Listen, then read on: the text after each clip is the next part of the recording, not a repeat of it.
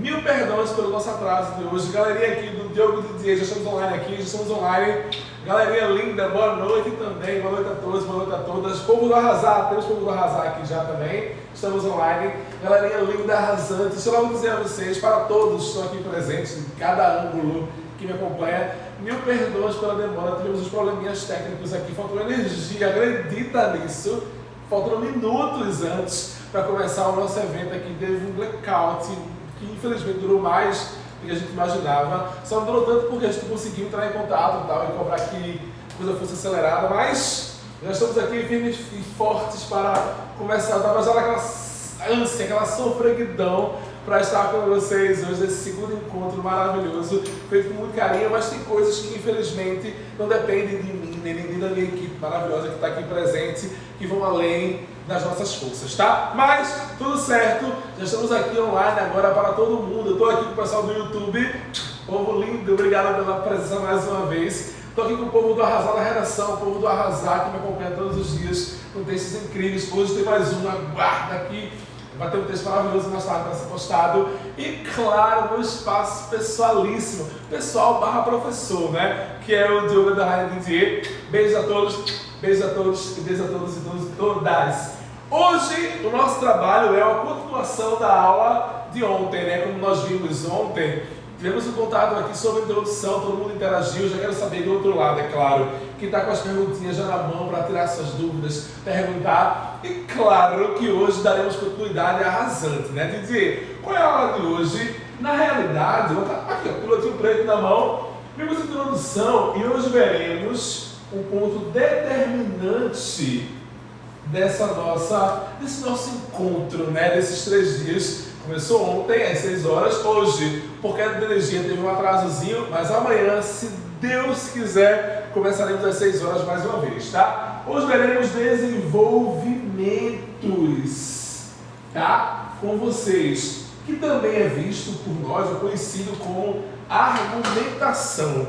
Didier, como é que eu faço para fazer bons desenvolvimentos? Como é que eu faço para argumentar muito bem dentro de uma redação? Didier, me tira uma dúvida, meu Deus do céu, eu não consigo selecionar muito bem os argumentos. Tudo isso eu vou tentar explicar para vocês hoje, tintim por tintim, para quem do outro lado também tem essa mesma dificuldade, ou essas ou outras quaisquer, né? Já anota aí, pergunta que vai ser o máximo tentar te ajudar nesse aspecto, tá? De fato, eu vou começar já desconstruindo uma crença que é muito comum de alunos que vão fazer redação, ainda mais aqueles que, né, lamentavelmente, já estamos em dezembro e tem pessoas que nem sequer fizeram um texto, ou se fizeram foi 2, 3 durante o ano todo, né? Então, inevitavelmente, é complicado falar de argumentação nesse aspecto.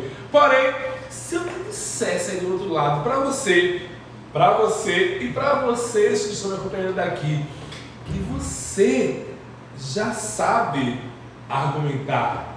Sério, Didier? Seríssimo. Eu vou repetir, eu acho que vocês não ouviram.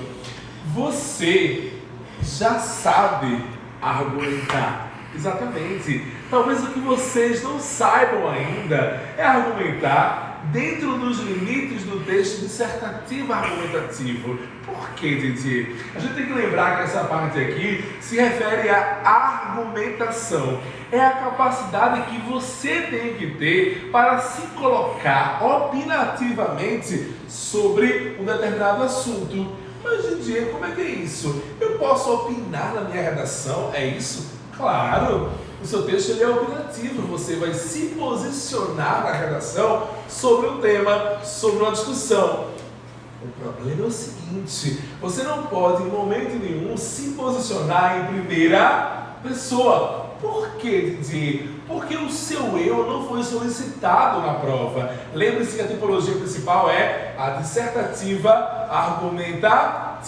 Se eu vou dissertar argumentativamente, como é que eu posso opinar? É muito simples. Lembre-se, você não vai opinar apenas por você, mas vai opinar por um coletivo, ou seja, você vai pensar se a sua opinião ela é comungada por uma massa. E quem é essa massa, Didier?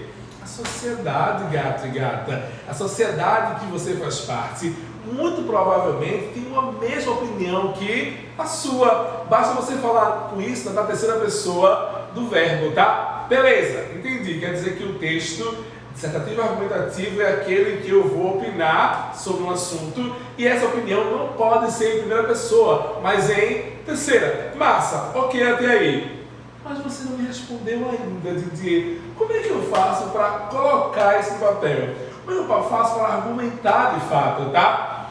Por exemplo, se eu lhe perguntasse aí agora do outro lado, tal, César, olha, o tema de hoje é sobre corrupção, tá? O tema do Enem, vamos imaginar que não vai ser, né? Infelizmente, porque deveria ser um tema muito bom, mas o tema do Enem vai ser corrupção. Se o tema fosse corrupção e eu lhe perguntasse agora a sua opinião sobre isso, certamente você iria expor o que você tem de bagagem a respeito. Eita, corrupção é algo de tal, eu sou contra, o país é sujo, tem muito ladrão, é dinheiro em cueca, é o pessoal que vota em político X, Y. Ou seja, você do outro lado, igual a mim, igual a tantos outros, tem uma opinião formada sobre esse assunto. Da mesma forma seria se eu lhe perguntasse qual seria a sua opinião sobre a seca, sobre a escravidão, sobre o racismo estrutural, a violência contra a mulher e qualquer outro assunto social do país. Então, veja, se você é capaz de opinar sobre esses temas, se você é capaz de conversar sobre eles de forma oral, se você tem já um juízo de valor sobre esses assuntos, sobre muitos outros, então você já sabe argumentar. Essa é a parte boa. Pior seria quando você ouvisse esses temas e não tivesse nenhuma opinião a respeito, mesmo que a sua opinião seja muito clichê dentro das outras, ou seja, a sua opinião não seja nada inovadora, nada inesperada, mas é a sua opinião, então você sabe argumentar. Talvez o que você não saiba, que os alunos confundem muito, é pegar esse discurso oralizado e transformá-lo em texto. Aí você precisa, gato e gata, de uma coisa muito prévia ao próprio desenvolvimento, tá? Dizer o que é? Você precisa rascunhar. Ou seja, antes mesmo de você começar a pensar em, eita, quais são os argumentos mais ricos, mais maravilhosos que eu tenho que pôr na minha redação, antes disso, sente no papel não, né, Didier? Sente na cadeira, pegue sua folha de redação, seu rascunho, se estiver em casa, na prova, a mesma coisa, e vira e se pergunta, meu Deus, o que é que eu sei desse tema, tal? Faça isso como se estivesse conversando com alguém, na oralidade. Eita, eu sei isso, eu sou contra isso. Eu não estou falando agora de repertório, perceberam, né? Eu estou falando apenas de argumento. Bote para fora a sua opinião, assim, vá, sabe, alma lavada. Eu costumo dizer que você dissertar nesse aspecto é como se você estivesse com raiva daquele tema, porque, lembre-se, né, as pautas que o Enem nos traz todo ano são temas sociais, ou seja, temas nossos do dia a dia que a gente vivencia cotidianamente. Por serem temas tão viscerais, tão humanos, tem muitos que nos dão raiva, por exemplo. Vamos falar de alguns temas mais recentes, como 2015, né, a persistência da violência contra a mulher. É uma discussão que não só para as mulheres é ruim de ser vivenciada, mas para qualquer ser humano que tem respeito pelo próximo, é ruim saber que tem mulheres que apanham, que morrem apenas por serem mulheres. Então são questões viscerais. Bota para fora a sua indignação no papel, como no rascunho ainda, tá? O tema é intolerância religiosa. Meu Deus, isso me deixa, sabe, triste demais na vida, saber que tem pessoas que sofrem por ter uma crença dispar da maioria da cultura brasileira. Então, põe para fora essa indignação, esse teu ódio, né, essa tua raiva no rascunho. Porém, depois que você colocar a sua raiva lá em tópicos, todas elas, 2, 3, 4, 5, 6, fez isso, colocou essa raiva para fora, aí você vai respirar fundo, você já se aliviou, tá? Você já liberou as tensões. Aí você vai pegar aqueles tópicos que são muito pessoais seus e você vai organizar para ver quais são os mais fortes. Se eles forem muito pessoais, muito valorativos, você vai tentar dar uma outra roupagem, dá um outro significado para aquele dia. Lembre-se que meu texto não pode ter juízo de valor em exacerbação, né? Eu não posso me colocar demais no texto, mesmo na terceira pessoa. Eu não posso me envolver emocionalmente, levantar bandeiras e por aí vai. Então eu vou pegar isso que eu já me despojei na folha de redação e vou transformar, dar aquela maquiadazinha. Fez isso, aí entramos na estrutura propriamente dita. Aqui eu tenho dois blocos, né, bem conhecidos, chamados D1 e D2, ou seja, desenvolvimento 1 e desenvolvimento 2. Porém, aqui pode ter também o desenvolvimento 3. Como assim, Didier? Eu posso, na minha redação, ter 3 desenvolvimentos? Pode. No Enem eu posso, Didier? Pode. Inclusive, tem textos do Enem mais antigos, na verdade, acho que de 2007, 2008, deixa eu ver outro ano, acho que 2004 também. Tem redações que tiraram notas máximas com 5 parágrafos, 1 de introdução, 3 de argumentação e o último de conclusão. Didier, você aconselha a fazer 5 parágrafos para o Enem? Não é que seja errado, muito pelo contrário, mas o aluno que vai fazer o Enem, para chegar a fazer 3 blocos de argumentação, ele teria que ter um domínio muito grande da folha do texto, ele teria que ter uma dimensão de como é que, por exemplo, se distribui esses blocos naquele espaço, tá? E claro, saber muito bem cada elemento da tese até a conclusão para destinar aqui um espaço para isso. Porém, o Enem, por ser uma prova bem informal, nesses últimos anos, sobretudo, né, a banca mudou, temos mais um corretor, temos novas formas de avaliação da nota, então prefira fazer sua redação, deixa eu pegar aqui o azulzinho para marcar, prefira fazer com 2 parágrafos, tá? Mas, gente, vê só, você está falando, falou, mas eu não entendi como é que eu vou, de fato, começar a argumentar pelo D1 e pelo D2. Assim como a introdução e assim como a conclusão, existem várias formas possíveis de você, do outro lado, iniciar a sua argumentação e também, é claro, né, no D1 e no D2, e defender suas ideias. Antes de falar de início aqui, eu vou falar de estrutura dos dois, tá? Uma das formas mais comuns do outro lado de você fazer sua redação na parte argumentativa é bem simples, se chama de causa e consequência, Didier. Causa e consequência é um dos modelos mais clássicos de redação. Deixa eu tomar um pouquinho de água aqui rapidinho, porque minha avó já está indo embora do dia todo de atividades, né? Temos pergunta por aí já? Não, produção, temos pergunta ainda não? Meu Deus, cadê vocês do outro lado? Perguntem, a chance é essa, tá? Temos aí um tempinho ainda. Já perguntem coisas sobre desenvolvimento e também, se quiser, sobre produção. Fique à vontade, tá? Vai ser um prazer enorme ajudá-los. Voltando. Didier, uma das formas bem clássicas de você argumentar e defender suas ideias, que é praticamente infalível, é você fazer uma redação de causa e consequência. Como assim causa e consequência? Você vai...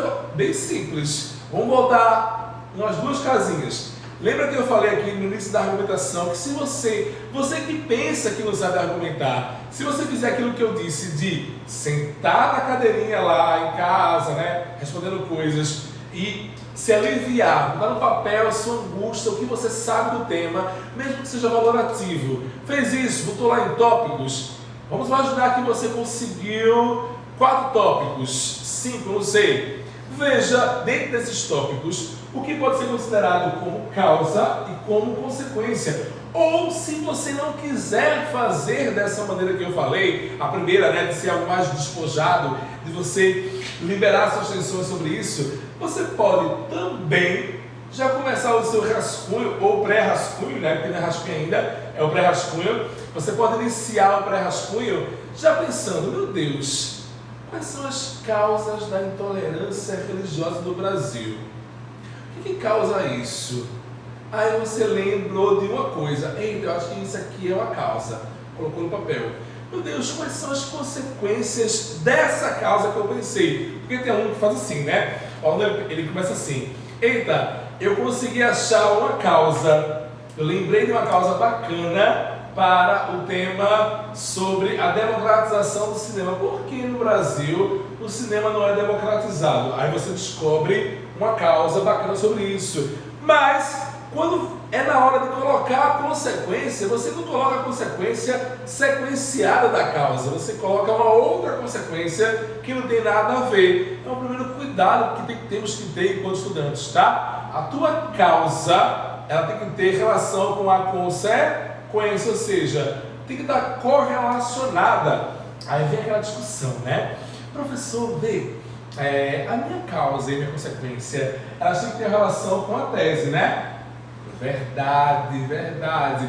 Se a sua tese lá de cima não for de duas ideias, tá? Lembra disso? Quando a tese, vimos isso na aula passada, ontem aqui. Se a sua tese tem dois lados, dois blocos, por alguma razão, você vai trabalhar um bloco no D1 e o outro bloco no D2, tá? Se a sua tese tiver apenas uma ideia, vamos imaginar, vou tentar pensar uma coisa aqui. No Brasil, a intolerância religiosa se dá porque o Estado não investe em educação democrática sobre o ensino de religiões no país. Ponto. Ou seja, eu tenho uma tese única. Essa tese única, ela vai ser trabalhada no D1. Quais são as causas do Estado não ter, de alguma maneira, esse tipo de coisa, esse tipo de discussão, né? Porque o Estado não propiciou isso de maneira alguma dentro do debate escolar, tá? E qual é a consequência disso? O primeiro tópico é esse. Perfeito. De fato, a tua tese tem que ter relação com as abordagens da causa e da consequência. Didier, outra dúvida, já que ninguém me perguntou ainda, estou esperando. Posso, pessoal? Não me perguntou nada ainda. Outra dúvida. Didier, eu posso colocar mais de uma causa? Eu posso colocar mais de uma consequência? Pode, não tem problema, tá? Agora você tem que se garantir em responder as duas. Por exemplo, eu vou lhe dizer o ideal. Se eu quiser, por exemplo, na redação, eu sou um aluno bom, né? E eu consigo, Didier, pensar em umas duas ou três causas bacanas sobre o mesmo tema. Se eu pensar em duas, três causas, eu tenho que ter duas ou três consequências? Preferencialmente, sim. Por que eu falei preferencialmente? Porque lembre-se, algumas causas podem ter a mesma consequência. Então, eu não preciso ter necessariamente duas ou três consequências, mas provavelmente, ou preferencialmente, você terá de 2 a 3 consequências. Eu acho mais fácil, para quem está do outro lado, fazendo uma redação, se começou hoje, sei lá, você está fazendo o Enem, vai fazer o Enem, né, daqui a algumas semanas, assim como eu.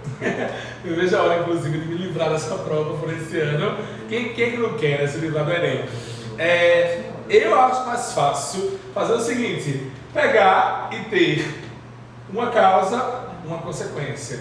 Duas causas, duas consequências. Três causas, três consequências e por aí vai, tá? Saímos disso, já quero saber do outro lado. Qual é a sua dúvida sobre isso? Causa, consequência, me pergunta, tá? Qual é a tua questão aí sobre desenvolvimento, argumentação? Qual é a tua dificuldade nessa parte do texto? Deixa nos comentários que eu vou responder com o maior prazer, de verdade, tá joia? Muito obrigado. Simão, eu tenho outras formas de também argumentar? Claro que tem. Uma delas que é muito bacana e muito comum é quando você faz a oposição de ideias. Como assim de oposição de ideias? Eu tenho dois parágrafos, olha, eu tenho aqui o D1 e o D2. Se a sua tese também ela é única, veja, eu estou aqui lidando com vocês hoje com teses que tem apenas um ângulo, tá? E não mais do que um ângulo. Se eu tenho uma tese que tem um ângulo só, eu posso, de alguma maneira, colocar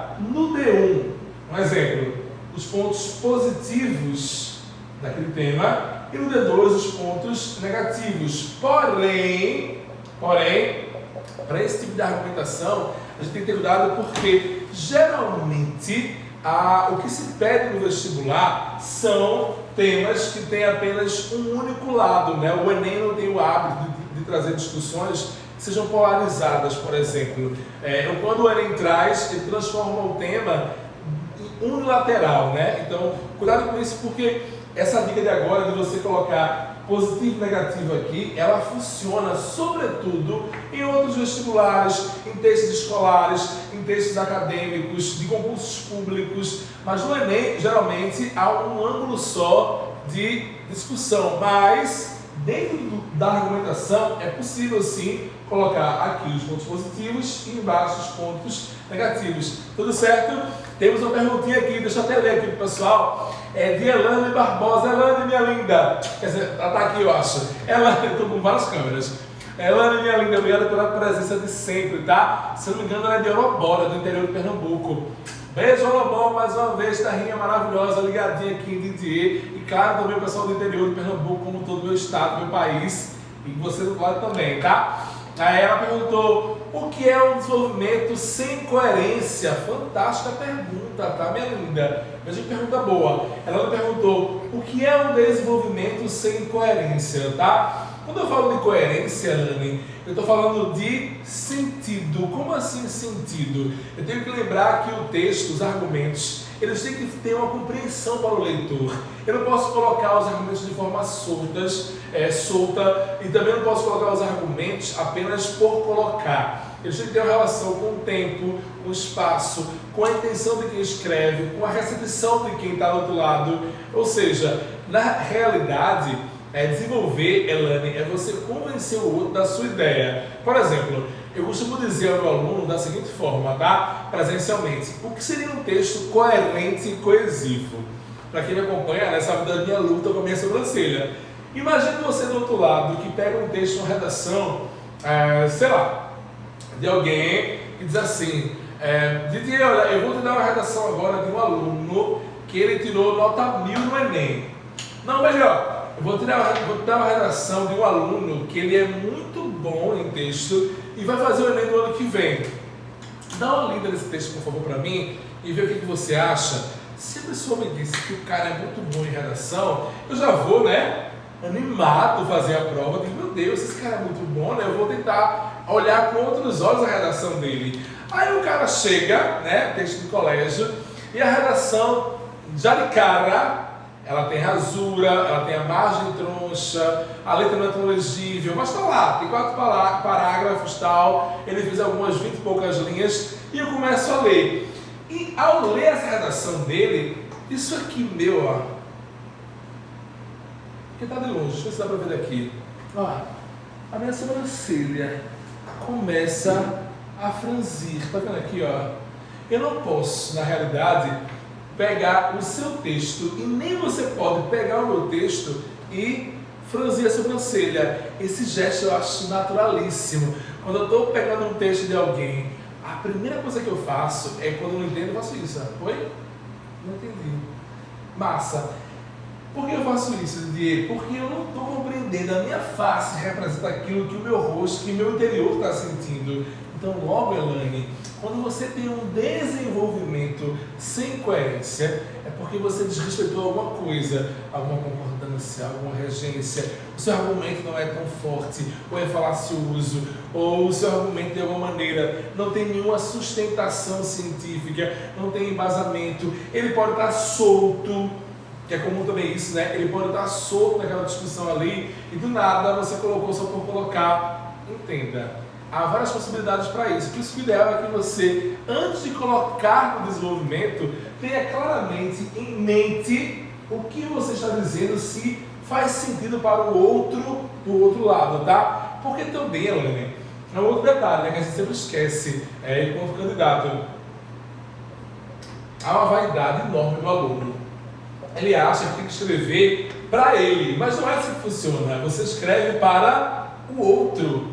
Toda ação verbal, lembre-se, né? O verbo. O verbo, ele é ação. Qualquer verbo que nos constitua, que nos faça parte aqui, ele é feito para o outro. Eu estou aqui agora trabalhando para vocês. A minha equipe está aqui agora trabalhando em prol de vocês. Então, todo verbo tem uma ação para um outro ser humano. Então, eu não escrevo para mim, eu escrevo para você. Vocês não escrevem para vocês, escrevem para a banca do Enem. Então, a banca tem que se sentir compreendida e representada. Sem isso, não temos textos. Temos aqui outra pergunta, dessa vez Laís. Laís diz assim, ó, quais tipos de citações posso colocar na redação? Muito boa pergunta, Laís. Ela perguntou onde? Aqui, não sei. Aqui, Laís maravilhosa. Beijo pela pergunta, tá? Quais tipos de citações posso colocar? Mulher, deixa eu te dizer uma coisa maravilhosa. Todas. Qualquer citação. Das mais clássicas, quais são as mais clássicas, né? Você pode colocar citações de filósofos, de sociólogos, né, que são aquelas mais comuns, né, que o próprio Enem até se permite que você coloque, né, que é muito bacana porque enriquece o texto. Você pode colocar citações de pensadores, de políticos, de celebridades, não tem problema nenhum. Didier, essas citações podem ser, sem ser dessa seara? Podem sim. Podem ser de poetas, podem ser de músicos. Sério, Didier? Sério? Se você colocar lá um trecho de uma poesia ou um verso de um poema, também é uma citação. Isso é claro, Laís e os demais, eu estou falando aqui de citações que são diretas, né? São aquelas que você sabe a frase de cor, você coloca a frase entre aspas e o autor da frase vem antes ou depois, ok? Então, ou seja, pode sim e deve na verdade, tá? Só lembrando, Laís, que pegando seu gancho sobre citações, prefira sempre aquelas citações que têm um peso, né? Como assim um peso? Elas são frases que são fortes porque vieram de pessoas que têm autoridade, que têm um renome, que fizeram nome ou em vida, ou agora em vida, né? Ou depois de morto, não interessa, tá? Mas que tem um peso social. Outra coisa, a citação ela tem que ter notoriedade, não só a frase em si de preferência, como também quem diz. A gente não pode pegar, por exemplo, sei lá, eu sou do Amapá, eu sou de Goiás, ou eu sou dos Pampas, do sul do Brasil, e tem um artista lá na minha região, ou alguém, sei lá, um professor, alguém que é conhecido naquela localidade, tem uma frase muito boa, né, na minha cabeça, e aquela frase eu achei bacana e vou colocar. Não é errado textualmente fazer isso, porém, eu não sei quem é que vai corrigir o meu texto, eu não sei se será um corretor do meu próprio estado, de onde eu faço a prova, ou de uma outra região do país. Então ele pode não saber, ele pode não conhecer. Inclusive, eu lembro que faz tempo, assim, já uma aluna mandou uma redação, nem lembro o tema, para ser honesto, e lá tem uma citação de um cantor do movimento aqui do Pernambuco, o movimento brega, né, que agora é brega funk nacionalmente, mas na época era o movimento brega, e ela colocou uma frase dele na redação e disse, ó, gata, não dá, tá errado, porque não é a frase em si, mas a frase, ela pode não ser conhecida por alguém de outra região do país, ok? Então assim, espero, Laís, ter lhe respondido, tá? De verdade, beijão, obrigado pela presença. Estou aqui ainda, vou explicar mais um desenvolvimento para a gente encerrar por hoje, pode ser? Massa! Quando eu falo aqui, falamos de causa e consequência, falamos também aqui de você fazer os opostos, né? O lado positivo e também o lado negativo, tá? Mas eu tenho outros. Eu posso também, se eu quiser aqui, fazer desenvolvimentos completamente opostos um do outro. Como assim, DJ? Bem simples. Eu posso, se eu quiser, fazer o D1. Apenas, vamos imaginar, eu posso começar o meu D1 fazendo uma relação histórica. Posso, DJ? Posso. Eu posso começar aqui o D1 fazendo uma relação histórica com uma alusão qualquer, bem forte, por exemplo. Eu coloco um conectivo, inicio com uma alusão histórica, vírgula, depois de uma linha e meia, no máximo duas, eu dou um ponto, trago para a atualidade e começo a minha discussão até o final. E eu posso, lá embaixo, Laís, gatíssima especial, eu posso no D2 começá-lo com uma citação. Veja que interessante, eu tenho aqui no D1 um dado histórico e aqui eu tenho uma citação, eu tenho repertórios socioculturais distintos um do outro. Isso é claro, levando em consideração que você aqui em cima começou, sei lá, com algum outro repertório diferente, uma música ou algum repertório da mitologia grega que eu tanto amo, em especial. Então, ou seja, se você tem aqui um mito, comecei o D1 com um fato histórico e o D2 com uma citação, eu estou contemplando a variedade, desculpa, que a banca do Enem pede para nós, tá? Então sim, é muito bem-vindo. Mas diz mais, tem um tempo ainda, povo, a produção, temos tempo ainda para colocar, temos mais 5 minutos aí, 5, 10, 5. Do outro lado, já definimos aí. Estamos compreendendo tudo, alguma dúvida, deixa eu ver se tudo está tudo certinho, se está tudo ok. Temos alguma colocação para fazer, a hora é agora, tá? Vamos embora, que já estou de partida. Enquanto isso, deixa eu dizer outra coisa importante. Ontem, vimos com vocês aqui a introdução, eu discuti o que seria essa ideia de apresentar a tese, né? Hoje é a argumentação. Mas eu falei de um ponto importante que eu vou colocar aqui no vermelho, enquanto talvez venha para nós alguma pergunta, algo do tipo, tá? Aqui, eu vou ter na minha introdução, deixa eu botar aqui 2 bolinhas, vai ser uma só, mas eu vou ter 2, perdão. Eu vou ter aqui de 5 a 7 linhas nesse bloco de argumentação. Por outro lado, de introdução, eu vou ter no mínimo 5 linhas, no máximo 7 linhas. Isso não quer dizer para você do outro lado que eu tenha a obrigatoriedade de ter 5 sempre ou 7 sempre. Pode ser 6? Pode.